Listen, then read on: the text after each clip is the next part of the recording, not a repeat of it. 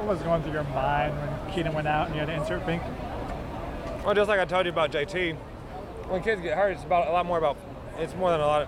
It's about a lot more than just a game of football. At that point, wins and losses come secondary to a kid's health. And so more than anything, I'm just concerned about Keaton. But when Fink goes in, I expect him to execute just like I expect anyone who goes in to execute.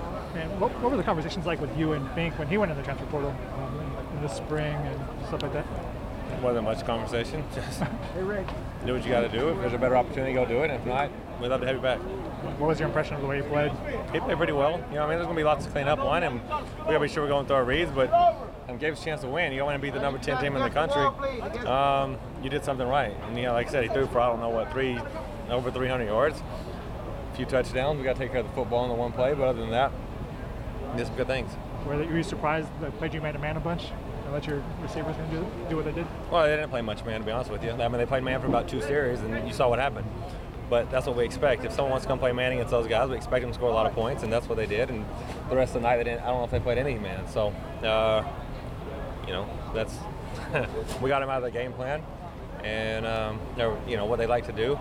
They did a good job adjusting, and we went from there. What made it so difficult to run against this defense? Why is it difficult to run? Yeah. They're just big and strong up front. They do a good job controlling line of scrimmage. Those guys are good players up front. And like I said, they did a nice job controlling line of scrimmage. What I'm most proud of, though, is we get the ball in that 4-minute drive. Got to have it. Everybody knows we're going to run it. The ball or net competed and found a way to do it. What do you take away from the O-line performance? I think they did some good job. Like I said, it's a 4-minute drive.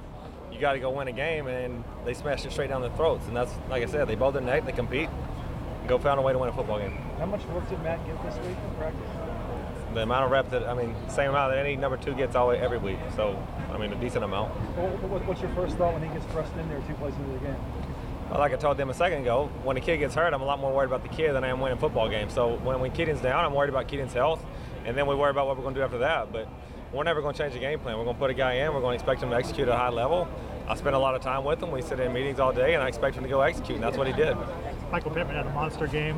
Just what were your thoughts on his performance? Michael Pittman's a special player, and I've said that since I've been here.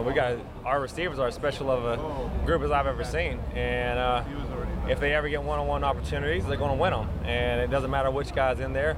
We got 8 of them that feel good about winning one-on-one. Michael Pittman at times wins 2-on-1, as you saw tonight, so that really helps the cause. But he's a special player, and like I said, since I've been here, I've told you these receivers are as good as I've ever seen.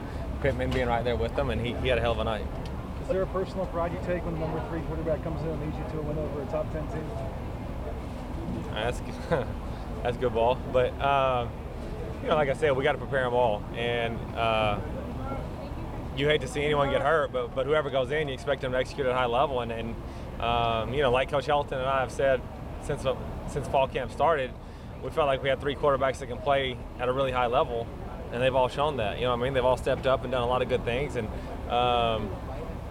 so like I said, that's a good situation to be in, and no matter who we throw in there, we got to execute. And he did a heck of a job giving us a chance to win and finding a way to win against a really good football team.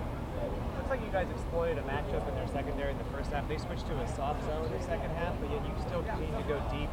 What was the decision behind that to giving what they were giving you? You got to stay aggressive, and like I said, they tried to play man coverage, and anytime someone plays man, we like our matchup, we like our chances, and we got them out of it pretty quickly. They didn't play much man after the first couple of drives, understandably so, because those guys are special players out there. And but again, we feel like we got to stay aggressive. We got to give those guys a chance to make plays. So we did. Like I said, at times we threw it in double coverage up to Pitt twice actually, and he came down with it. That's just having a special guy. Sometimes great decision. It's not a great decision. He's probably not making a decision. He's making a decision based on a person, and Pitt made us right. So that's pretty fun. What's to say about this team to get outpossessed and outrushed and penalties, couple turnovers to have a gritty win like this with your third quarter? We got a great team, and I think Coach Helton will probably tell you that. I don't know if they've ever asked him that, but it's a special group. Just the way they've come together, the way that they don't flinch in tough situations. You know what I mean? And they pull for each other. They had a great summer, and I think we came together. Since I've been here, we've just grown as a team more and more. And when wins like that, show that. You know what I mean? A quarterback goes down, put the next one in. He goes and does a heck of a job. And you know, time of possession and rush yards, we're not that concerned about it. You know what I mean? At the end of the day, you got to find a way to win a game, and whatever it takes. And we found a way. You know, so that's the positive, obviously. We're gonna do one last question. We need you guys to step in a little. Graham, can you just come back a little? We got an ambulance coming up. What do you think the offense learned from that experience of last week? You know, last week they did a good job. I mean, I think this team tried to do a similar game plan you know, after the first couple of drives, and just keep fighting. You know what I mean? And like I said, I don't think last week keep fighting was an issue. They battled last week. We just made one too many mistakes. We had three interceptions. You throw 3 interceptions, it's going to be tough to win a football game. You know what I'm saying? And so last week, I don't think it was any different. If you take care of the football, you probably win that game by 10 points. And so, you know, what we preach all week is you're still a great offense. You're still a great football team.